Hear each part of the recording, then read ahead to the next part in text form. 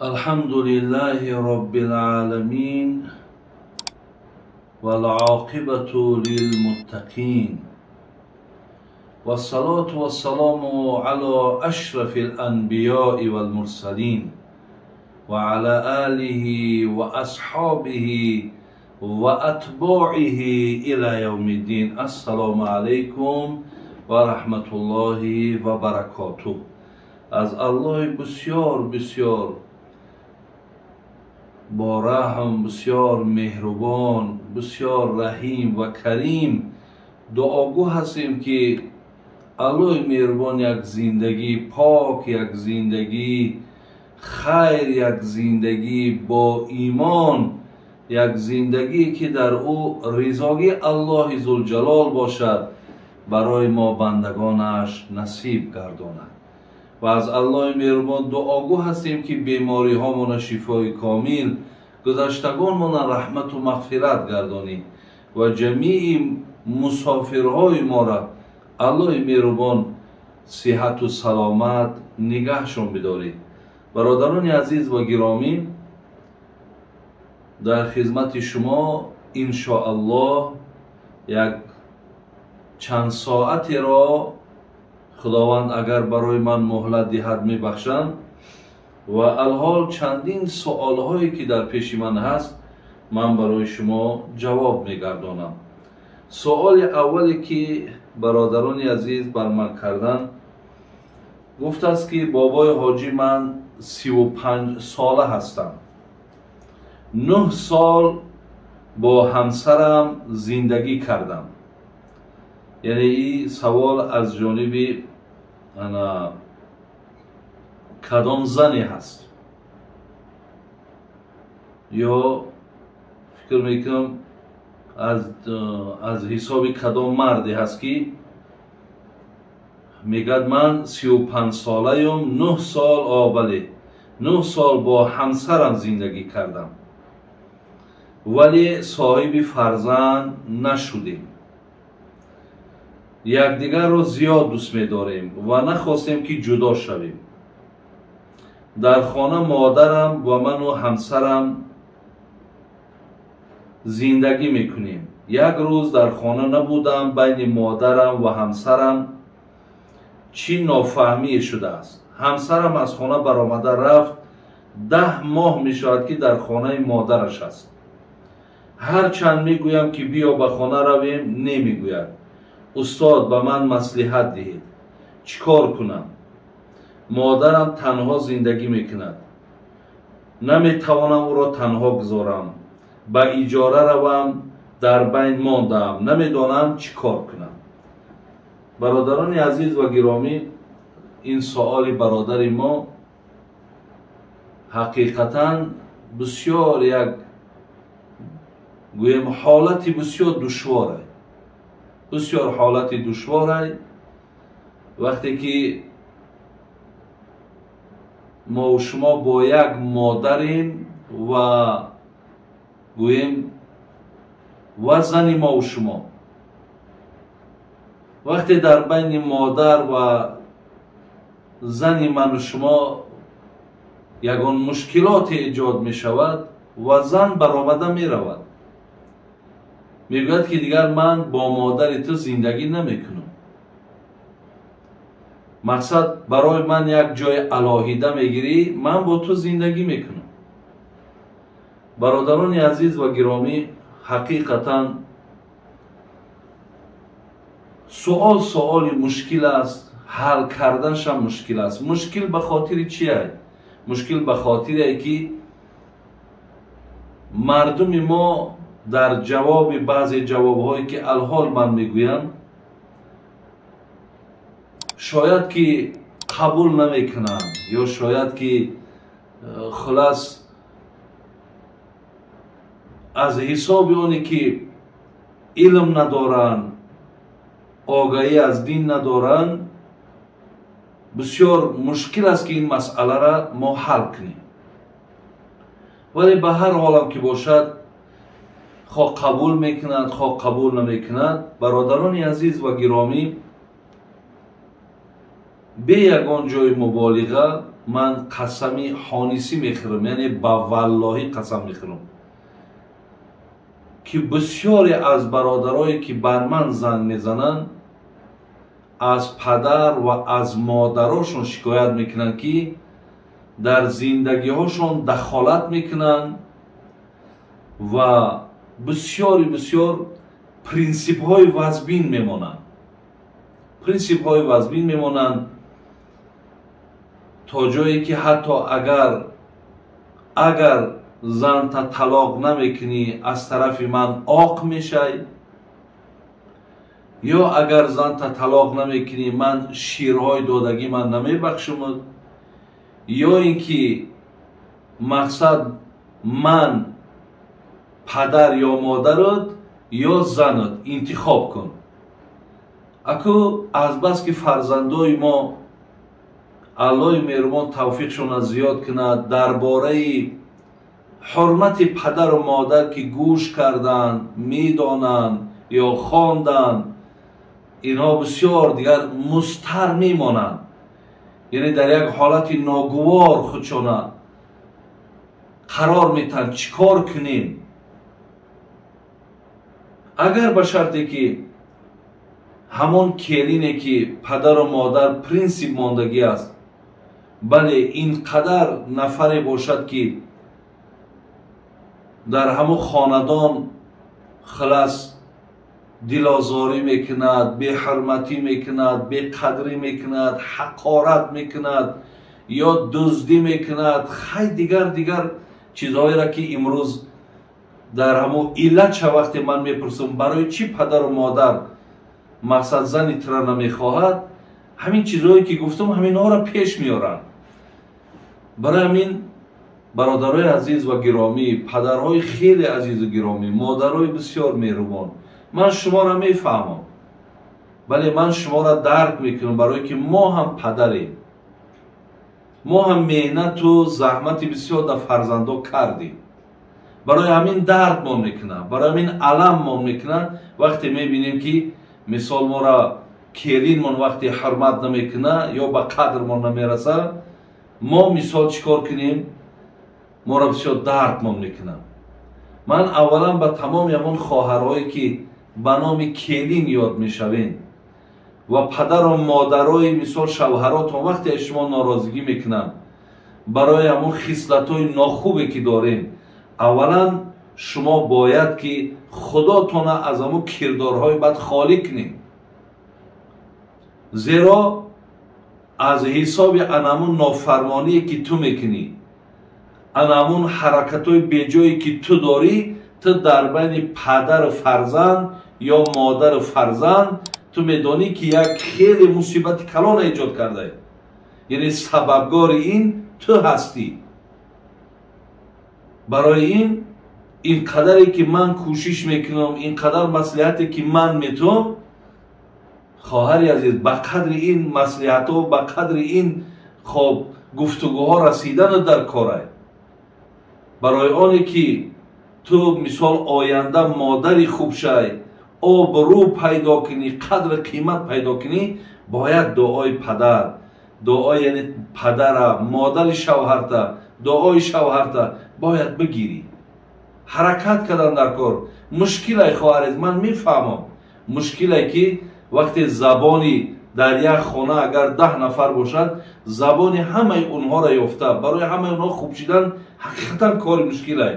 لیکن خواهری عزیز امکان دارد که تا از همین مشکلات مقصد برآمده بتوانی، دارد امکانی که با همه اون تو مراسا کنی. ولی این برادر چی گفتنیم؟ حاضر حالتی اکو گوییم حالتی هست که این طرف نمیخواهد کلین، اون طرف کلین میگوید که برای من یک جای جدا بگیریم. در همین حالت امکان دارد که شما درها طلاق نکنید، زیرا پدر و مادر ها باید بدونید که ابغض الحلال الی الله الطلاق است. بدترین حلال ها به سوی الله مهربان این طلاق است. این طلاق وقتی که فرزند وادار میکنی که طلاقش کن، میدانی که چخیره که همین فرزند خودش ای رحمت الله دور میشود.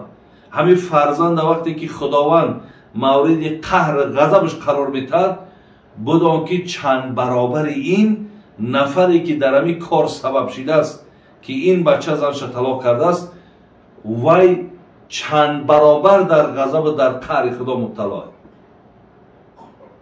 ما در حدیث داریم از پیغمبر نازنین که میگه وقتی که گویم صبح میدمد، شیطان تمام فرزندهاش با کار گسیل میکرد. کار اونا چیه؟ کار اونها بیراه کردن بندگان خدا، اونها را از عبادت منع کردن، با چیزی که الله مهربان منع کرده است با او دلالت کردن که اینا روزی دراز معصیت کنن، گناه کنن. کار شیطان و فرزنداش همیه. بیگاه کشید از هر فرزندش خدمتی کردگیش هم میپرسد تو چی کار کردی؟ یکی میگد من امروز توانستم که پدر را با پسر مقصد جنگ انداختم. میگد برای پدرشون، نه برای شیطان کلان، این یگان مقصد خرسندی نمیارم. یکیش میگد که من او را امروز وادار کردم شراب نوشید. یکیش میگد دیگریش من وادار کردم زنا کرد. دیگرش مقصد کار در گرفت در شکم یا دیگر زد، یعنی قتل نفس کرد. هر کدامش که چی گناهی را که میگد پدرشان میگد شیطان کلان میگد هیچ راحتی را احساس نمیکنه، یعنی در چهرش تبسم تمام پیدا نمیشود. میگه که یک از فرزنداش میاد میگد پدر امروز خوشبختانه من توانستم که یک جنجالی را در یک خانه ترتیب بتم و بعد جنجال مقصد کلین همون خانواده یا همون زن همون خانواده را شوهرش طلاق کرد یا 3 طلاق کرد.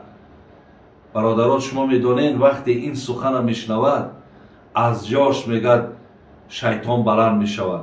انا همون فرزندش میگه در کنارش میگیره، میگه بچه اساسی من تویی. میگه ببین، یعنی من از تو بسیار خوشحال شدم، بسیار تعبم بالیده شید، تو بسیار وقتی مرا خوش کردی، زیرا که من پیشی الله یکتا وعده داده بودم که مقصد در بسیاری از عملهای من عرشی که بزرگترین مخلوق همون را می جنبانم، تو را بسیار غضبناک میکنم که مقصد شیطان نمی طلاق. در طلاق الله مهربان بسیار غضبناک می شود. پدرای عزیز، بر مادرای خیلی مهربان یا برادرایی که مثال از پیش خودتان به اجازت پدر و مادرتان زنها را طلاق میکنین، شما دانید که چیکار کردین؟ غضب و قهر خدا را فریاد کردین بر بالای سرتان، شیطان را خرسند کردین و الله و جمع ملائکه ها را همه را شما غمگین کردین. که خداتون بها بدین که آیا کار شما چی کاره؟ برادرای عزیز، ما دعا میکنیم دویم که خدایا از غضبت نگه بدار، از قهرت نگه بدار، خدایا بالای ما رحم کن، خدایا غم ما را بخور. ما دعاهامون همینه و شما با این حرکتاتون همون غضب خدا را بر بالاتان میارید. برای من از بسیاری پدرها و مادرهایی که در همین کارها سببگاریم، یا بسیاری بگم همون خواهرها و کسی نباشد وقتی در همین کار سببگار شدی، اکو الله دانا که آلی دنیا چگونه میشه و آخرتت معلوم شد. آخرتت معلوم شد که کسی در کدام کاری که در کار بدی که وقتی که دست داره و پیش الله مهربان جوابگره. با خدا بسیار عذابش سخته. وقتی قهر خدا و غضب خدا شود، مقصد چگونه تخت راحت احساس میکنی. برای این برادر عزیز ما میتونی حاضر شما که شما را در یک حالت ناگوارین برای در یک جا اجاره بمانینش، طلاقش نکنین، طلاق نکنین، برای در یک جا اجاره بمانینش، 1 ماه 2 ماه با او زندگی تونه کنین. اگر به شرط می زنی تو زنی بسیار بگیم نافرمان باشد، حرمت نمیکردگی باشد، در همین دوام 1 ماه 2 ماهی که جدا زندگی میکنی، دایم گپیت همین باشد که مقصد زنک بس مقصد من یک مادر دارم یا یک پدر دارم، خب بیا بریم همونجا با اونا زندگی کنیم، دایی نیکشت تو هم بگیر من هم بگیرم، پگاه مقصد همینا هم که گذشتن من ترا به یک روی تازه نگاه کنم، یعنی در یک کنجه که دیلم در نسبت تو نفرت نداشته باشم. گفته شما یعنی رای کار بیاوی، در حال مقصد او را در جاش طلاق نکن، ولی بیس یک کمتر صبر کن. پدر و مادر هم اگر خودت توانی، خودت نتوانی، از بعضی آدمای دانشمند و با عقل و با فهم استفاده بر، بیان یک مصلحت چون بتن، انشاءالله هر یک کار خدا خواهد کاری خیر میشه، کاری نیک میشه. در این کار باید هر یک آدم دست داشته باشه، این کاری نیک. در حدیث پیامبرمون آمده است که پیامبرمون میگه وقتی که من برای یک حاجت یک انسان، کار یک انسان برای انجام دادنش وقتی همراه او آدم قدم زنان به خانهشان میرن، این بهتر است از نفری که 1 ماه در مسجد من در ماه رمضان اعتکاف بشیند. ببینید رسول اکرم صلی الله علیه و سلم در همین خیل کارها دستیاری دراز کردن، دلالت کردن، یعنی زندگی او را برقرار کردن، میگه اگر 1 ماه در مسجد من بیای اعتکاف بشینی، 1 ماه رمضان تو تصور کن شب روز در درون مسجد ذکر میکنی، میگه ثوابش بر برقرار کردن زندگی یک نفر ثوابش نمیرسد. شما بینین احب الاعمال الی الله تعالی ادخال السرور علی المؤمن. پیامبرمون میگه که دل یک بنده مؤمن انسان خرسند کند، محبوب ترین عمل در پیش الله مهربان اجرا کرده است، خداوند از خودش خشنود کرده. برای همین کسی دستش برای برقرار کردن زندگی کسی می آید، خداتون قفا نکشید، حرکت کنید، کاری ثوابه. ولی در این بین پدرها و مادرها هم بسیار با احتیاط باشید، بسیار با احتیاط باشید.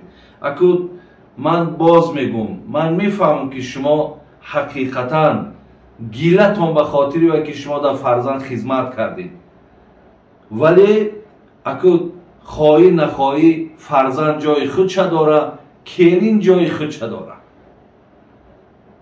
اون طلب راحت و خدمتی را که تو میخواهی او را ای فرزند خودت بخواه، ولی به هر حال او را تو از کلین او طرزی که فرزندت میگیری از کلین گرفتن نمیتونی. برای این گیله کردن در کار نیست، بلکه راهها کارها را یافتن در کار. پیامبرمون میگه خدا پدر و مادری را رحمت کند که فرزند در همه سختی ها یاردم میکند، شما یاردمش کنید. در علایدگی بچه تا علایده نصیحت کن، در علایدگی کلین فیرات کن، علایده نصیحت کن، خلاص حرکت کن که زندگی اینها خوب شود و باز مثال شما را حرمت کنند. لیکن بسیاری بدم گفتن، طلب کردن، سختگیری هم هیچ یگان خیر خوبی ندارد. خدای مهربان دعا میکنم که سخنهای مرا فهمیده باشین و حرکت کنین که هیچ کس، ولی یک مردم افغانستان اکثر جاده ببینین خداشون مقصد از یک جهت خودشون تعریف میکنن، میگن در ما مردک زن طلاق نمیکنن. همین چیز در مردم افغانستان بسیار یک بگیم بیناموسی و بیننگی و نامردی بود است که زنش طلاق کنن. میگه ما هیچ خشمانم یکی زن ما طلاق کنیم یا مرد دیگه زنی ما را بگیره زنی کنه. برای همین حقیقتا برادرای عزیز همین کار در ما و شما را ننگ مان بیاد. بسیار مقصد ناراحت شیم که ما وقتی زن را طلاق میکنیم.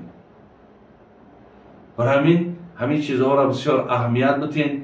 بگذار بسیاری برادرها میگن مقصد خشتامنم آمد، خسرم آمد، سختم گرفتن که تو مرد باشی کو طلاقش کن، یا زنم سخت میگیره کو مردک باشی تو مقصد طلاق کن. در این حالت ها برادر از انمو وسواس شیطانی که من حدیث بیان کردم انم اینجا در که شیطان وسواس کرده تو را در حالت غضب آورده سای. برای چی پیامبر 3 باره که مردک گشته و برگشته از راه دور میاد فقط یک وصیتش میکنه یا وصیتش میکنه لا تغضب، غضبناک نشو. برای همین او حالت در ترا علاقه کنترل ترا شیطان در دست خودش میگیره. برای همین حضرت ابی میگه وقتی غضبناک شدی راست باشی در جاد بشی. اگر غضبت نرفت دراز بکش، اگر غضبت نرفت برای طهارت کن. زیرا که شیطان از آتش های وقتی همون آبی که در روی تو زده میشود در دست تو زده میشود اصلا آتش به آب خاموش میکنن. شاید که در همون حالت غضب تو خاموش شود. وقتی تو را سخت گرفتن همون مجلس ترک در پیش آن نیست. یا اگر بسیار حقیقتا پیامبر ما نبین گفت که یک کس سوال داد صحابه را گفت پهلوان کیه؟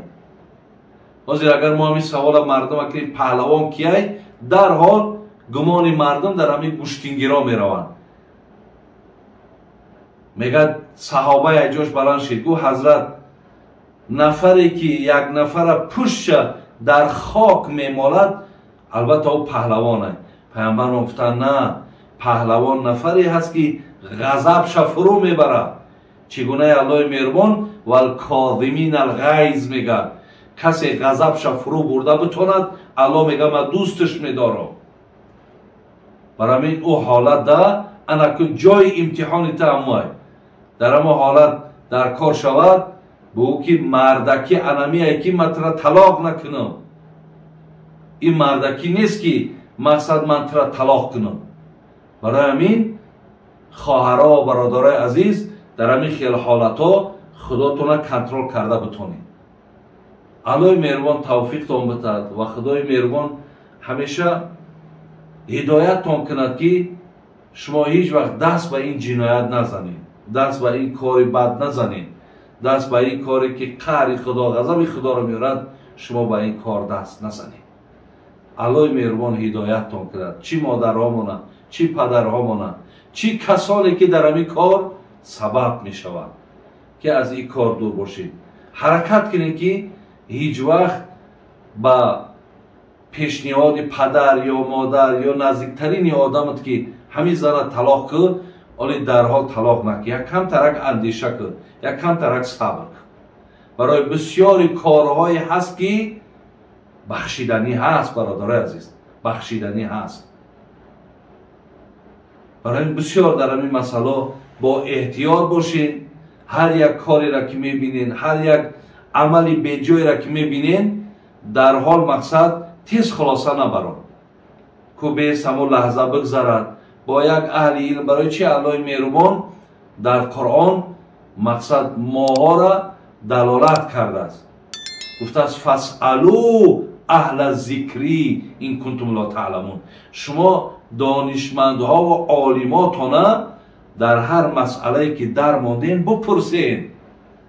برای وقتی یک کارخانه دا می شود، یک حالت می آید، شما حرکت کنید که درو خلاصه تنه. بر شکر خدای روز تلفن ها را بینین، هر یک داملای هست که تلفن هاشون در شما هست. شما در حال زنگ زنین، مسئله کار گوین، چی گپای از داملا مقصد شما میتونین مصلحت بگیرید. برای این باز یک بار دیگر میگم خواهرها، برادرها، جمع نفرهایی که در همین کار دست دارین بسیار با احتیاط باشین که کار تا حد طلاق نبرید. حرکت کنین که به طلاق همین کارهاتون حل شود. فقط یک مسئله بسیار مسئله نازک برآمده. خواهرای عزیز، بسیاری برادرها زنگ میزنند، شما با تلفن هاتون با طریق سبشینی با طریق مقصد نمیدونم تلگرام با کدام طریقی نباشد شما با مردهای بیگانه صحبت میکنید. یا خدا پرده کنه بسیاری برادرها میگن مقصد زنها ما با زنا داشتیم، ما چیکار کنیم؟ برای همین خواهر عزیز در این حالت از ما انتظاری نگیرین که من مقصد او را مصلحتی به زندگی بتونم. علخصوص من خودم مثال میارم. برای این بسیار کار شنیع است، بسیار کار زیشت است. این در مردم مسلمان ما بسیار یک کار بدی هست. حتی اگر خواهری عزیز چندین خواهرها ما را زنگ زدن که مثال شوهرامون با زنهای بیگانه با تلفن صحبت میکنن یا مردکامون زنا میکنن. ببینید چقدر شما هم ناراحت میشین. وقتی مردکی شما هم همین کار کنن ناراحت میشین، شما هم که همین کار کنین مردهای شما هم ناراحت میشون. برای همین این کار خواهر عزیز اگر مردک هم خیلی باشد، من مثال برای شما دیده چند تا گوش کردگی مرا که من برای شما چی مصلحت ها دادگیم. برای همین هم مردکاتون هم که زنگ بزنن دیگر من در این کار رنگی که دست پام بستگیه من چیزی گفتن نمیتونم. غیر اینهاش امکان دارد که با یگان مصلحت و مشورت انشالله کار حل خودش بیاورد. الله مهربان عاقبتمون بخیر کند، ایمانمون با سلامت نگه دارد. به خاطر الله مهربان صحبت کردم و از الله مهربان دعاگو هستم که همین مسئله خیلی وزنی که امروز طلاق به حد زیاده، خدای مهربان همین مسئله را از بین مردم ما دور گردانه و همین مسئولیت بچه‌ها و دخترای ما احساس کنند که مقصد طلاق کردن چی بدبختی دارد، طلاق کردن چی ناخوبی ها دارد. برای بسیاری برادرها زنها را طلاق میکنین، شما دانید که با امیدی که پگاه زن دیگر هم که گرفتین فکر نکنید که این زن از اوش طرح بهترتر خدمت میکنه. با در اینجا مینوسای هم هست که تلک زن دیده ای. برای بسیار در این مسئله با احتیاط باشین. سلام علیکم و رحمت الله و برکاته.